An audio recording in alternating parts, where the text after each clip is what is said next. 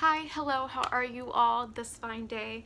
I hope that if you're here, you subscribe to this channel if you're not already, and go ahead and check out what's down below because there's important information and there's more ways that you can stay in touch, stay connected on different platforms. Super fun.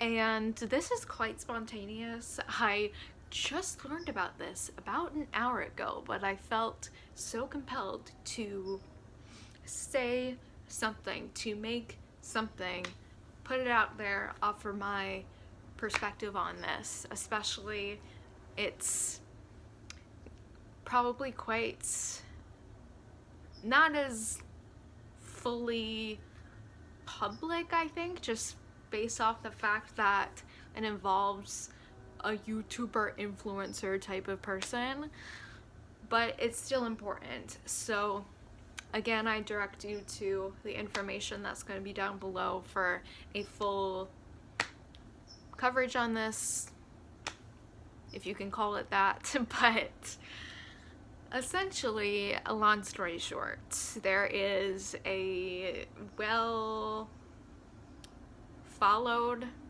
family that posts vlogs and all that jazz, and they had adopted a child from China that,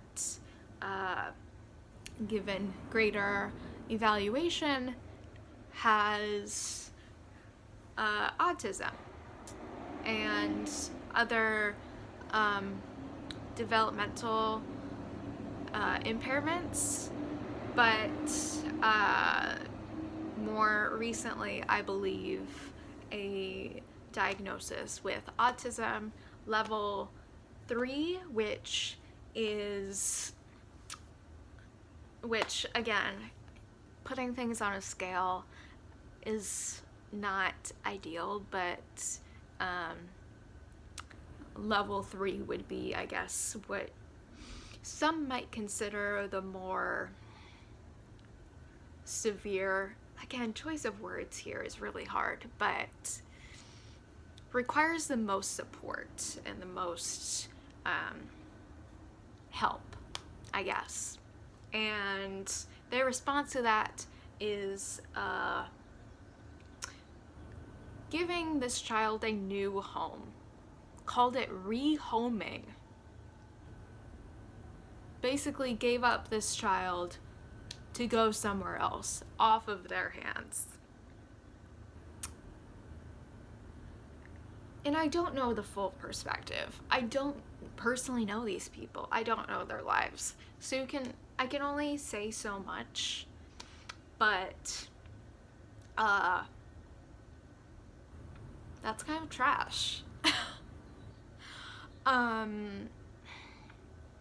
When you choose to bring in a child to your family and then you decide, no thanks, to give it up, like adopting a dog and then just giving it up because it deserves more support and love than you might have expected. I mean, obviously I'm kind of speechless by that. I'm speaking as an autistic person here, and I am in many frames of functioning depending on the day and the circumstances, so I'm not about to put a level on whatever the heck, but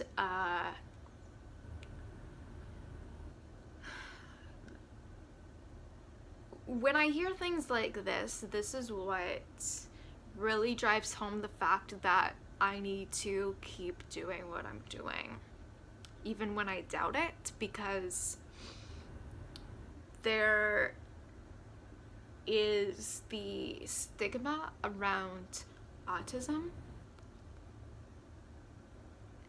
and other disabilities that it's almost treated like a disease you want to avoid, or it's this overwhelming burden, and that the parents or the loved ones of someone who is disabled are victims.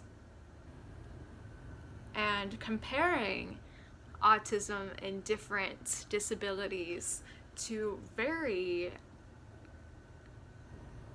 traumatic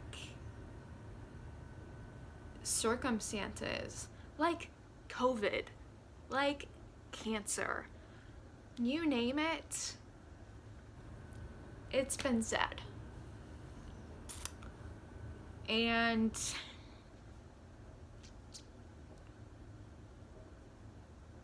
news like this just perpetuates that. The fact that there's something really wrong with you if you're autistic or disabled, and you're too much. And people can't handle that. Your parents can't handle that. When your parents chose to bring you into your family, and being autistic is the reason they decided to take you out of the family and go to another family.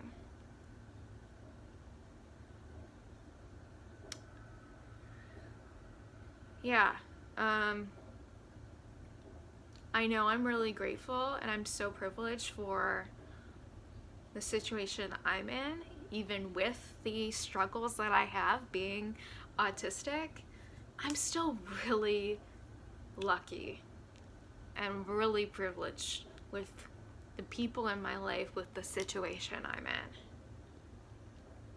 Because significant numbers of autistic people are unemployed, are homeless, are suicidal, and have to face so many additional burdens just for the fact that they are autistic, not because of the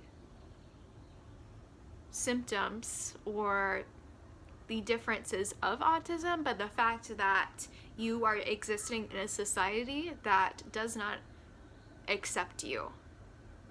They might be more aware of you, but that is not the same as acceptance. And acceptance is not giving up, essentially, on someone that is dependent on you. And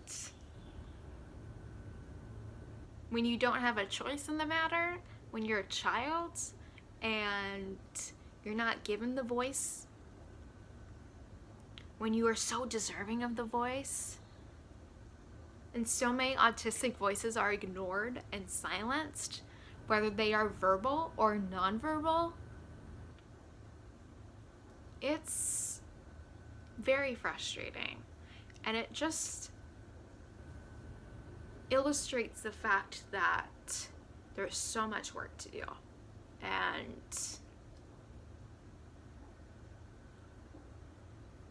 the work isn't even necessarily for autistic people, as we have worked so hard to, again, just exist in this society and mask ourselves to get by and to be loved and accepted and to be taken seriously. There's much more work to do for everyone else, for the world at large, for the fact that we're still having this spinning conversation of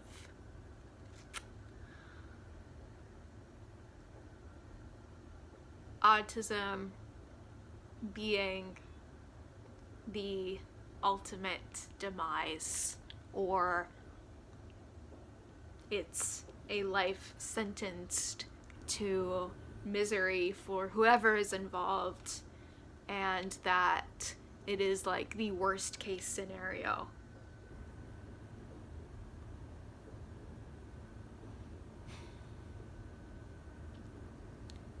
We really need more autistic representation, and we just need more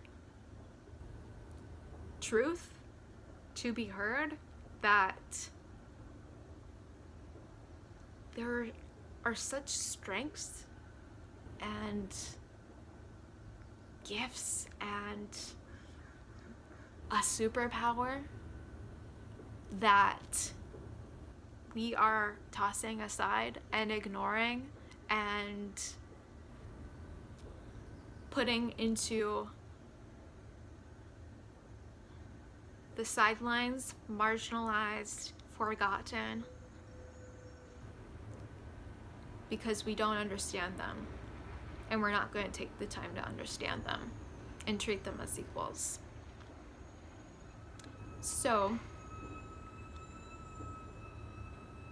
I don't know who might watch this, maybe no one, but I just wanted to say that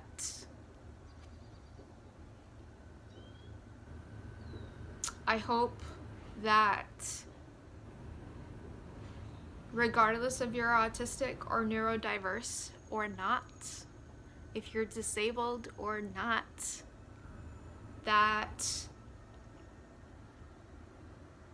you see everyone and you hear everyone, which even those words are innately ableist, but you recognize the value and the validity of every individual, regardless of what level they might be on, what ways their mind might work differently. So, thank you so much for taking the time to watch this. I really appreciate it. Again, please check out everything that's down below and subscribe if you are so drawn to it. But I'll see you all next time.